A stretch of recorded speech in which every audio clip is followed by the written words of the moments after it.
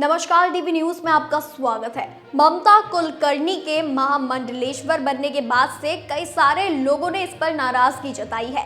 आपको बता दें कि लेकिन ये पद देने के एक हफ्ते बाद ही विवादों में घिरे होने की वजह से एक्ट्रेस से ये पद दोबारा से ले लिया गया है। इतना ही नहीं बल्कि इसके साथ ही साथ एक्ट्रेस पर कई सारे आरोप भी लगाए गए हैं, जिसमें से ये कहा जा रहा था कि महामंडलेश्वर का पद पाने के लिए उन्होंने यानी कि ममता कुलकर्णी ने 10 करोड़ रुपए दिए हैं। हालांकि अब इस मामले में एक्ट्रेस ने खुलकर बात की है, जिसमें उन्होंने इन सभी मुद्दों पर भी बात की।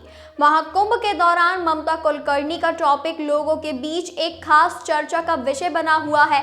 एक्ट्रेस के महामंडलेश्वर बनने के बाद से कई साधु संतों ने इस पर सवाल उठाए थे, जिसमें बाबा बागेश्वर के नाम से जाने वाले धीरेन्द्र कृष्ण शास्त्री भी शामिल थे। अब ममता ने अपने तरीके से उनके सवालों का जवाब दिया है। हाल ही में एक्ट्रेस आपकी अदालत का हिस्सा बनी थी, जिसमें उनसे जुड़े सभी आरोपों और विवादों के बारे में उनसे पूछा गया।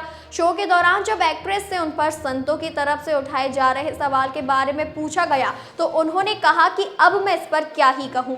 बता दें कि ममता ने कहा कि उनको महाकाल और महाकाली का डर होना चाहिए। इसके साथ ही उन्होंने धीरेन्द्र शास्त्री के बयान पर रिएक्शन देते हुए कहा कि जितनी उनकी उम्र है उतने मैंने तपस्या की है। वहीं ममता कुलकर्णी इस दौरान कई और बातें भी कहती हैं। दरअसल धीरेन्द्र शास्त्री महाकुंभ में स्नान करने के लिए गए हुए थे। इस दौरान उन्होंने मीडिया से बातचीत के दौरान ममता कुलकर्णी के महामंडलेश्वर बनने पर आपत्ति जताई थी। उन्होंने कहा कि इस तरीके का पद किसी सच्ची आत्मा वाले को ही देना चाहिए। उन्होंने कहा कि किसी भी तरह के बाहरी प्रभाव में आकर किसी को भी संत या महामंडलेश्वर कैसे बनाया जा सकता है। हम खुद अभी तक महामंडलेश्वर नहीं बन पाए हैं।